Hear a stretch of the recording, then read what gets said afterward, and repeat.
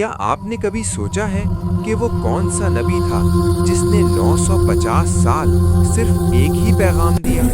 کیا آپ تصور کر سکتے ہیں ایک ایسا انسان؟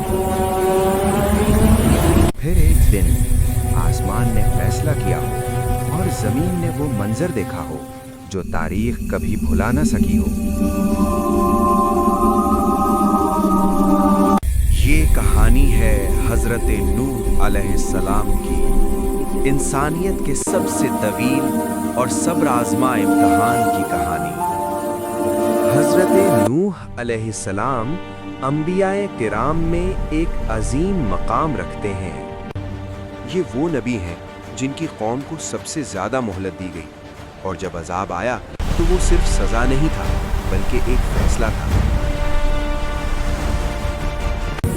آج ہم جانیں گے کہ حضرت نوح علیہ السلام کون تھے، انہوں نے کیا پیغام دیا، قوم نے کیوں انکار کیا، اور وہ لمحہ کیسا تھا جب کشتی نے پانی کو چیر دیا۔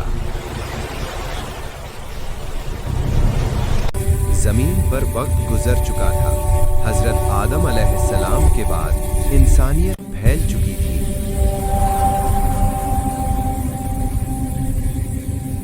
ابتدا میں توحید تھی، لیکن آہستہ آہستہ لوگوں نے نیک لوگوں کی یاد میں بت بنانے شروع کیے۔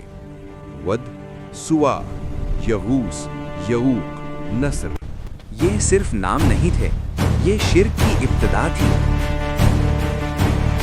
اسی معاشرے میں اللہ نے ایک شخص کو منتخب کیا، خاموش، بردبار، مضبوط۔ وہ تھے حضرت نوح علیہ السلام۔ ان کا چہرہ ہم نہیں دیکھتے، صرف نور، چمکتی ہوئی روشنی جو ان کے وجود کو چھپائے ہوئے ہے۔ حضرت نوح علیہ السلام نے اپنا پیغام شروع کیا۔ نہ تلوار تھی، نہ طاقت، صرف ایک آواز۔ اے میری قوم، اللہ کے سوا کسی کی عبادت نہ کرو، میں تمہارے لیے ایک واضح ڈرانے والا ہوں۔ دن ہو یا رات، کھلے میدان ہو یا چھپے کمرے، انہوں نے ہر دروازہ کھٹکھٹایا۔ قرآن کہتا ہے، انہوں نے دن کو بھی بلایا، رات کو بھی بلایا، علانیہ بھی اور آہستہ بھی۔ لیکن جواب، تم تو گمراہ ہو، تم صرف ایک انسان ہو۔ وہ ان کا مذاق اڑاتے، کانوں میں انگلیاں ڈالتے، کپڑوں سے چہرے چھپا لیتے۔ سال گزرتے گئے، دہائیاں نہیں، صدیاں، 950 سال، صبر کی وہ حد جس کی مثال نہیں۔ حضرت نوح علیہ السلام اکیلے کھڑے رہے، ان کے اپنے بیٹے، ان کی بیوی، سب ایمان نہ لائے۔ یہ صرف دعوت نہیں تھی، یہ دل کا امتحان تھا۔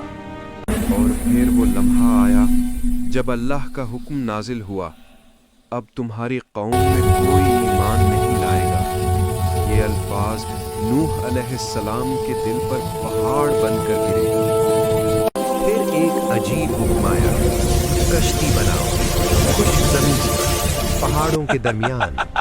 لوگ ہنستے رہے، تم پاگل ہو گئے ہو، پانی کہاں ہے؟ لیکن نوح علیہ السلام خاموشی سے لکڑی کاٹتے رہے۔ ہر ضرب ایک گواہی تھی، ہر کیل ایک فیصلہ، اور پھر وہ نشان ظاہر ہوا، تنور سے پانی ابلنے لگا۔ یہ آخری اعلان تھا۔